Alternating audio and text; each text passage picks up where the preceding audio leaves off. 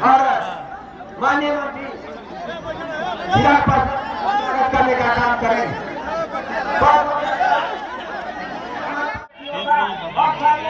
सभी दर्शक जिला को मैं बाला से स्वागत करता हूँ। जिसका समय अभाव के लिए इसे स्वीकार करेंगे और इसे माफी समझते हुए इसे माफ करेंगे। मैं आपको समय नहीं दे पाया, इसके लिए बहुत बहुत धन्यवाद। और मैं अपने वक्ता के रूप में और कविता पासवानी जो भी कर रहा है जल्दी दूर करने कीजिए, हमारे पास समय नहीं है। भाई आपका बेटा बनकर आया हूँ, आपके प्यार ने मुझे यहाँ पर बुलाया और मैं मेरे नेता मेरे पिता आदरणीय रामविलास पासवान जी के अधूरे सपने को पूरा करने आया हूँ। जो विकसित झारखंड का सपना मेरे पिता ने देखने का काम किया। अभी बताया आदरणीय रामचंद्र जी ने किस तरीके से मेरे पिताजी वो यहाँ की गलियों में घूमा करते थे, गांव गांव का भ्रमण किया करते थे। जो स्नेह दोनों के बीच में था, मेरे लिए ये सौभाग्य की बात है कि कभी मेरे पिता ने इनके लिए मेहनत की, आज मुझे इनके लिए मेहनत करने का सौभाग्य प्राप्त हुआ। साथियों, आप सब जानते हैं कि झारखंड में विधानसभा चुनाव प्रचार की शुरुआत हो चुकी है और आज से महज 3 दिन बाद पहले चरण का मतदान होने जा रहा है। ये चुनाव परिणाम निर्धारित करेंगे हम लोगों के आने वाले 5 साल का भविष्य। और ये 5 साल किसी भी व्यक्ति के जीवन में कितने महत्वपूर्ण होते हैं, ये बीते 5 सालों में हम लोगों ने अनुभव किया। बीते 5 सालों में जहां हमारा देश विकास की राह पर तीव्र गति से आगे बढ़ने का काम किया, तो वहीं झारखंड हर बीते दिन के साथ पिछड़ता गया। झारखंड का नेतृत्व यहाँ की सरकार ने भ्रष्टाचार करने के अलावा हम लोगों के लिए कोई कार्य करने का काम नहीं किया।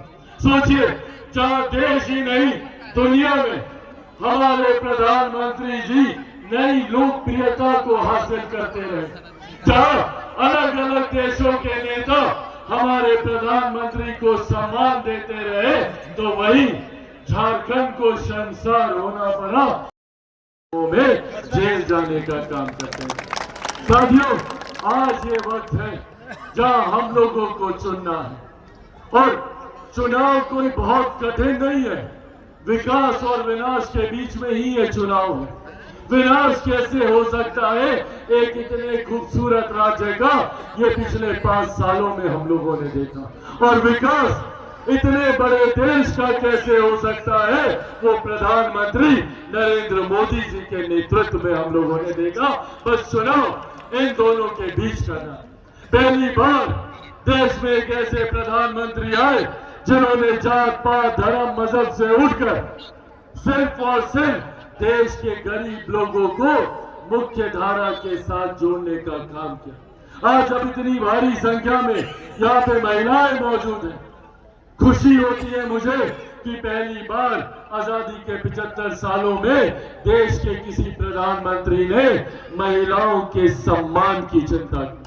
पहली बार किसी ने शौचालय निर्माण करवाकर हमारे घर की मां बेटियों को सम्मान देने का काम किया। इनके स्वास्थ्य की चिंता करते हुए उज्ज्वला योजना के माध्यम से घर घर गैस कनेक्शन पहुंचाने का काम किया। इससे पहले किसी प्रधानमंत्री ने देश की आधी आबादी महिलाओं के बारे में सोचना जरूरी नहीं समझा, क्योंकि बाकी दल के नेताओं ने महिलाओं को महिला ना समझकर जाति में बांटकर वोट बैंक समझने का काम किया। और आज भी विपक्षी दल के नेता यही कार्य करने का काम कर रहे, जाति में बांटकर हम लोगों को बांटने का काम कर रहे। पर हमारे प्रधानमंत्री ने बिना जात पात देखे हुए ऐसी गरीब कल्याण की योजनाएं बनाने का काम किया जिसने हर गरीब परिवार को मुख्य धारा के साथ जोड़ने की सोच रखने का काम किया। आज आयुष्मान के तहत इससे पहले अगर कभी घर पे कोई बीमारी आ तो इन विपक्षी दल के नेताओं से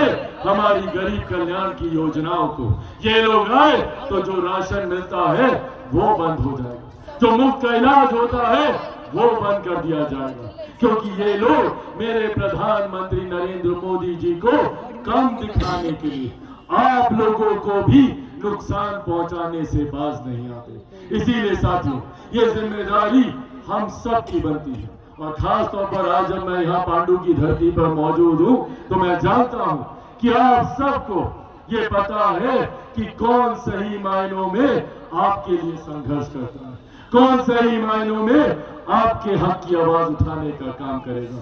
इससे पूर्व भी आपने आदरणीय रामचंद्र जी को आपने देखा किस तरीके से वो आपके आप सबका आशीर्वाद हो, तो इनको विजय की माला इनको आप सबकी तरफ से समर्पित कर दी जाए। प्रधानमंत्री जी की तरफ से इनको ये माला दे दी जाए। एक बार जोरदार ताली बजाकर आप लोग अपना आशीर्वाद।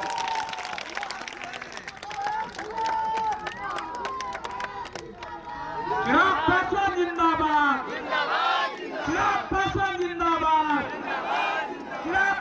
जिंदाबाद। बहुत बहुत धन्यवाद। आज आप चले आए इसके लिए बहुत बहुत धन्यवाद। अब आप लोग सभा की कार्रवाई समाप्त की जाती है, जैसा कि आपके प्रिय नेता जी ने आज बोला।